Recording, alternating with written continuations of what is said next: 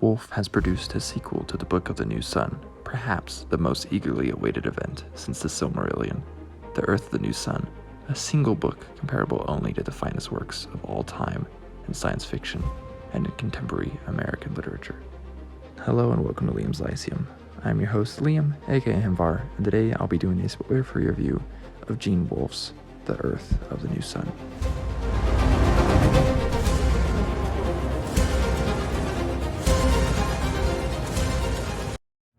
Welcome back to the far future Dying Earth, everyone.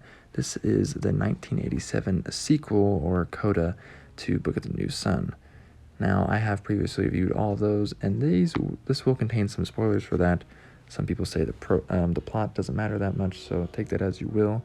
But I believe that this is probably the greatest sequel of all time.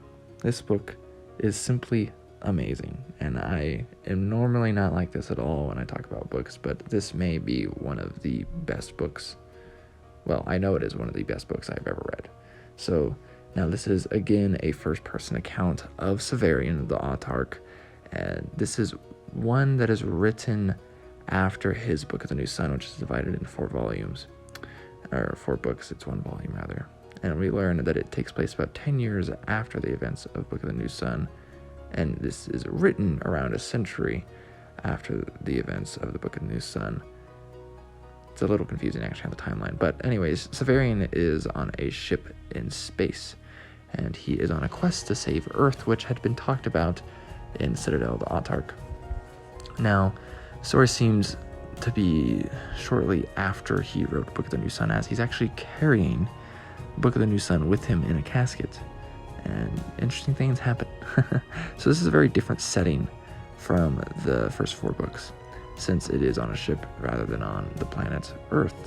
And of course, maybe there are some similarities to the House Absolute and Mansion Tower when on this ship.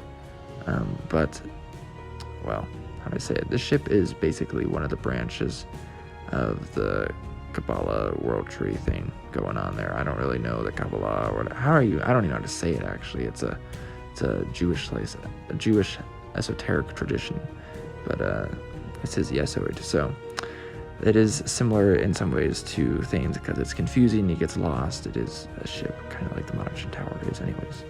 So there is a lot of action in this one. There's a great amount of mystery as always.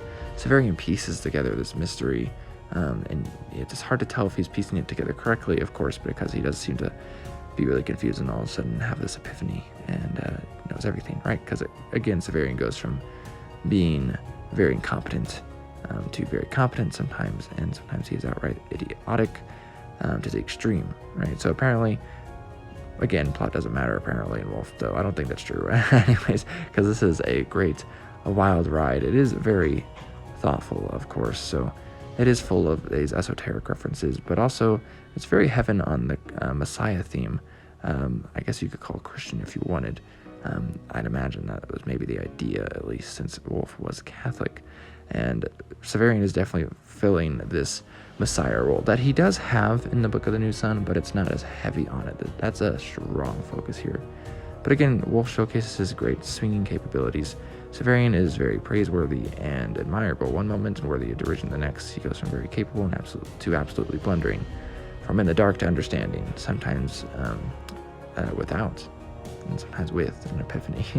But Wolfe has this style of being crystal clear but still confusing at the same time.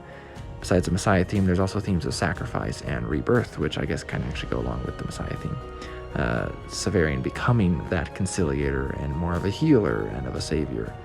Very Christ-like, actually, in some actions, but not in other ways at the same time. I mean, he's not a very Jesus-like figure as far as, other ways go, I guess. I don't think anyone would feel really preached to reading this, to be honest. But we do get to visit some old places seen in Book of the New Sun, which was also really nice, such as Severian recollecting on his deeds and travels and mentioning people and things that happened in the previous books, which was also really nice. It's almost a trip down memory lane because it was for Severian, and this is told from his point of view.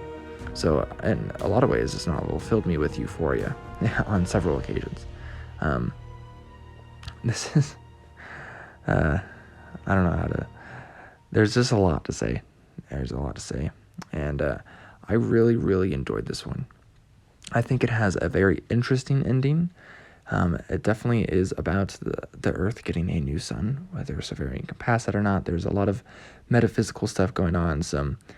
We get learn more about the alien-like beings, whether we want to call them aliens. There is actually a lot of time travel in this one as well, and I think it's done excellently. It actually answers a lot of the questions that we had at the end of Book of the New Sun. But that being said, it does beg some more questions, and so I think some people might find the ending a little unsatisfying, but I was very, very satisfied with this book, and it's just amazing. I don't know what else to say. This is sealed.